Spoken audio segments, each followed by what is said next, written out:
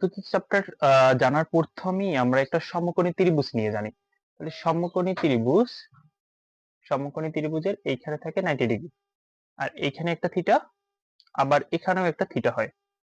তাহলে অবশ্যই এইটা যদি 90 ডিগ্রি হয়, এইটা 45, এইটা 45, বা এইটা 60, এইটা 30, দুইটা জিনিস হইতে পারে।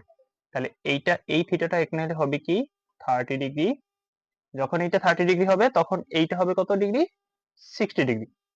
আবার যখন এইটা 30 যদি না হয় তাহলে অবশ্যই 45 ডিগ্রি বা 45 ডিগ্রি এরকম হয় সমকোণী ত্রিভুজের ক্ষেত্রে। তাহলে আমাদের জানতে হবে 30 ডিগ্রি এবং 60 ডিগ্রি এবং 45 ডিগ্রি। তাহলে তিনটা কোণ পাইছি, একটা 30, একটা 45, একটা 60 ডিগ্রি। তাহলে 30 ডিগ্রির ক্ষেত্রে আমার চিত্রটা কেমন হবে 30 ডিগ্রির ক্ষেত্রে? তাহলে 30 ডিগ্রির ক্ষেত্রে আমার মাথায় রাখতে হবে এইটাকে বলে লম্ব, এই একটা ত্রিভুজ থেকে এটাকে বলবো আমরা লম্ব, আর এইটাকে বলবো ভূমি, আর এইটার নাম হয়েছে অতিভুজ। এটা আমরা আগে থেকেই জানি। তাহলে এইটা যদি লম্ব, এটা অতিভুজ, এটা ভূমি হয়, তাহলে যখন আমার 30 ডিগ্রি কোণটা হবে তখন আমার চিত্রটা মেনটেন করতে হবে লম্বটা ছোট, ভূমিটা বড়। এটা হচ্ছে 30 ডিগ্রি ক্ষেত্রে। মানে এই চ্যাপ্টারে আমরা যখন চিত্র অঙ্কন করব, মানে 30 ডিগ্রি, 45 ডিগ্রি এবং 60 ডিগ্রি যখন ইকুয়েশনটা আসবে, তখন আমরা 30 ডিগ্রি ক্ষেত্রে এরকম চিত্রটা অঙ্কন করব। তখন হবে কি, তাহলে বুঝতে পারতেছি কি এটা ভূমি, তাহলে ভূমি থেকে বড়কে লম্ব। ওকে, 30 ডিগ্রি গেল। এবার যদি আমাকে বলে 45 ডিগ্রি, তাহলে 45 ডিগ্রি ক্ষেত্রে লম্ব ভূমি দুইটা সমান। এটা হচ্ছে 45 ডিগ্রি। তাহলে এইটা সমান, মানে বলা যায় কি ভূমি ইজ ইকুয়াল টু লম্ব। অবশ্যই আমার ভূমি বানানটা ভুল হয়েছে। 30 ডিগ্রি 45 ডিগ্রি গেল। এবার আমাকে বলছে 60 ডিগ্রি। তাহলে 60 ডিগ্রি ক্ষেত্রে হবে কি লম্বটা বড় দিবে, ভূমিটা ছোট দিবে। তাহলে এইটা হয়েছে আমার 60 ডিগ্রি। তাহলে এখান থেকে পাইছি কি, এখান থেকে পেয়েছি লম্ব বড়, লম্ব গ্রেটার দ্যান ভূমি। এতটুকু জানলাম। তাহলে এইটা হচ্ছে ফার্স্টলি আমার জানতে হবে যে একটা সমকোণী ত্রিভুজে 30, 45, 60 ডিগ্রি ক্ষেত্রে কি কি জানতে হয়। এবার আমরা চলে আসব, যখন আমরা 30, 40 এগুলো জেনে গেলাম, এবার আমরা পিথাগোরাসের একটা উপপাদ্য জানি। সেটা কি? অতিভুজ স্কয়ার সমান লম্ব স্কয়ার প্লাস ভূমি স্কয়ার। তাহলে অতিভুজ স্কয়ার ইজ ইকুয়াল টু লম্ব স্কয়ার প্লাস ভূমি স্কয়ার। ওকে, এতটুকু আমরা জানবো। আর তাছাড়া আমরা জানি কি একটা সমকোণী ত্রিভুজের ক্ষেত্রে, এই সমকোণী ত্রিভুজটার ক্ষেত্রে যখন আমার থিটাটা এখানে থাকবে তখন আমরা জানি এটা কি লম্ব, এটা ভূমি, আমি লিখিয়ে দিই ভূমি, এটা হচ্ছে লম্ব, আর এটা হচ্ছে অতিভুজ। তাহলে এইটা হচ্ছে লম্ব, ভূমি, অতিভুজ, এটা আমরা জানলাম। বাট আমরা যখন এই থিটাটা এখানে না দিয়ে এখানে দিব, তখন এই ভূমি হবে এইটা, এই যে লম্বটাকে তখন ভূমি বলবো, আর এই যে লম্বটা সেই লম্বটাকে এই থিটার ক্ষেত্রে এইখানে বলবো ভূমি। মানে আমি কিছু বুঝি নাই, ঠিক না? তাহলে শোনো, এইখানে যখন থিটাটা থাকবে তখন এইটা হবে ভূমি, এইখানে যখন থিটাটা থাকবে তখন এইটা হবে ভূমি, এইখানে যখন থিটা থাকবে তখন এইটা ভূমি, এইটা হচ্ছে লম্ব। যদি আমি মনেই না রাখতে পারি তখন কিভাবে বলতে পারি, যার সাথে থিটা সে হবে ভূমি। এতটুকু মাথায় রাখলেই হয়ে যাবে। ওকে, এবার আরো কিছু ট্রিক্স জানি। সাইন থিটা মাথায় রাখবো, সাগরে লবণ অতি, লবণ অতি, সাগর মানে কি sine theta is equal two লবণ, লবণকে মাথায় রাখবো লম্ব দিয়ে, তাহলে লেখা যায় কি লম্ব, আর অতি মানে কি অতিভুজ। সাইন থিটার সূত্র গেল। এবার কবরে ভূততি এরকম জানবো, কবরে কবরে ভূততি, ভূততি। তাহলে কবর মানে কস থিটা, ভূত মানে ভূমি, অতি মানে অতিভুজ। এটা সাইন থিটা গেল, কস থিটা গেল। এবার ট্যান থিটা মানে কি টেরা লম্বা ভূত, তাহলে টেরা লম্বা ভূত, আমি একটু মুছে নিই। লেখা যায় কি টেরা লম্বা ভূত, তাহলে বলবো কি টেরা লম্বা ভূত। তাহলে মানে টেরা মানে কি tan থিটা ইকুয়াল টু লম্বা মানে কি লম্ব, আর ভূত মানে কি ভূমি। এতটুকু আমি মাথায় রাখি। তাহলে দেখো আমি যখন আমাকে বলবে যে একটা ত্রিভুজের tan থিটার সূত্র কি লম্ব বাই ভূমি, cos থিটার সূত্র কি ভূমি বাই অতিভুজ, sin থিটা কি লম্ব বাই অতিভুজ, মানে আমি যখন স্যার আমি জিজ্ঞেস করবে তখন আমি মাথায় নেব কি মাইন্ডে নিছি সাগরে লবণ অতি, তাহলে সাগর মানে sin থিটা, লবণ মানে লম্ব, আর অতি মানে অতিভুজ। তাহলে আমি তো স্যারের কাছে কি বলবো সাগরে লবণ অতি না, আমি বলবো sin theta is equal to Sagar, আমার ব্রেনতে থাকবে কি লবণ মানে লম্ব, লম্ব বাই অতিভুজ। ক্লিয়ার? তাহলে sin থিটার সূত্র হচ্ছে লম্ব বাই অতিভুজ। এখন সাইনের একজন ভাই আছে জানেন, সাইনের ভাই হচ্ছে cosec theta, cosec theta, cosec theta, cosec theta. Cosec theta মানে কি এটা উল্টাই দেবা, অতিভুজ বাই লম্ব, তাহলে অতিভুজ বাই লম্ব।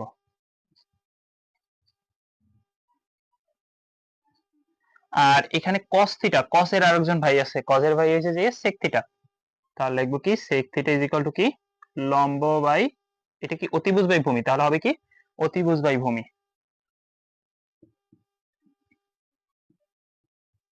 অতিভুজ বাই ভূমি।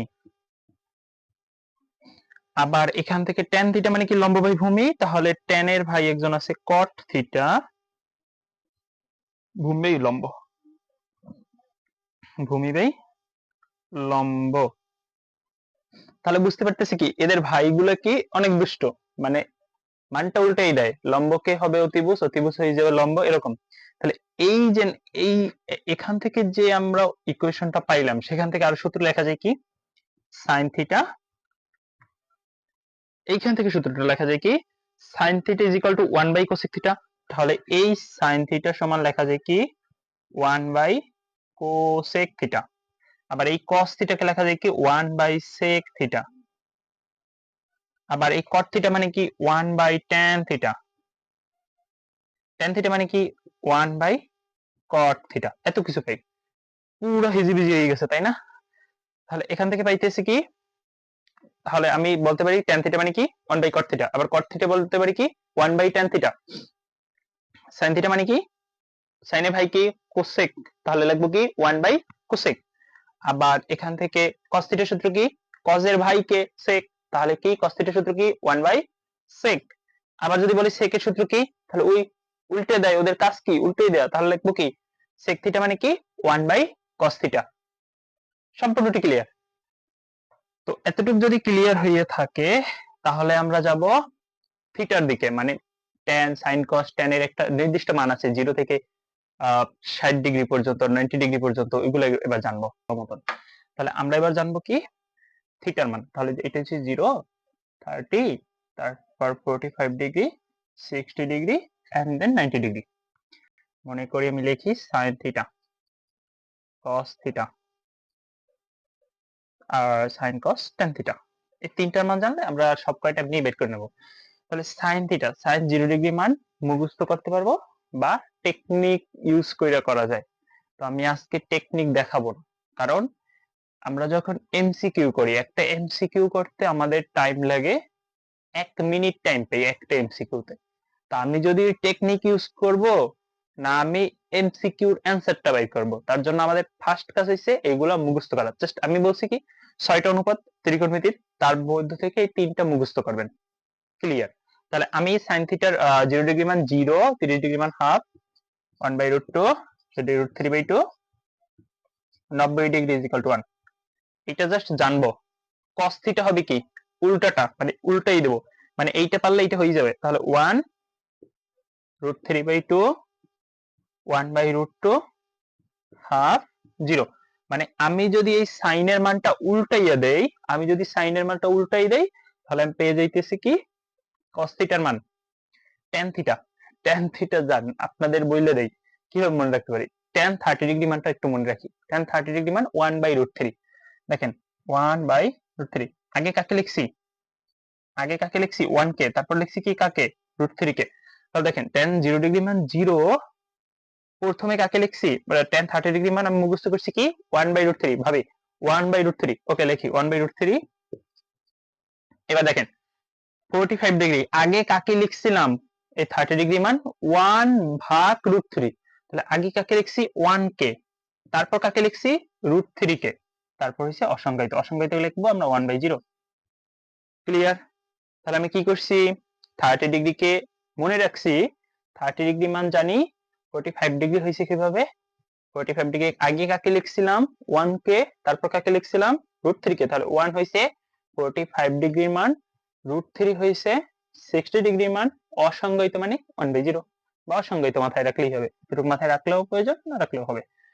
এবার দেখেন আমি মুখস্থ করলাম sin cos tan, sin cos tan থিটার মানটা মুখস্থ করলাম। এখন আমাকে মনে করেন পরীক্ষা আসছে sec 30 ডিগ্রি মান কত, ঠিক আছে? বললো পরীক্ষায় sec 30 ডিগ্রি মান কত, sec 30 ডিগ্রি মান কত? আমি তো পারি না, আমি তো মুখস্থ করি নাই, আর আমিও তো বলছি করা লাগবে না। তাহলে দেখেন sec 30 ডিগ্রি, এখন আমি তো জানি sec এর ভাই কিনা, sec এর ভাই হইছে cos থিটা, তাহলে লেখা যায় না sec এর সূত্র কি 1/cos 30 ডিগ্রি। এখন দেখেন আমি কিন্তু মুখস্থ করছিলাম যে cos 30 ডিগ্রির মান হইছে √3/2, তাহলে এইখান থেকে 1/√3/2 লিখে দিলাম, তাহলে এটার মান হবে কি? 2/√3। তাহলে দেখেন sec 30 ডিগ্রি মান কি? 2/√3। এরকম ভাবে আপনি যদি cot, cosec আর sec তো আমি দেখাই দিছি, প্রত্যেকটার মান বের করতে পারবো। তাহলে আমার একটা রিকোয়েস্ট আপনারা রাখবেন, sin থিটাটা tm করবেন। tm মানে কি জানেন? ঠাডা মুখস্থ। তাহলে এই sin থিটা মুখস্থ করলে cos হয়ে গেছে, আর tan থিটার জাস্ট এতটুকু মুখস্থ রাখবেন। এতটুকু মুখস্থ রাখলে পুরা tan এর মানটা ক্লিয়ার।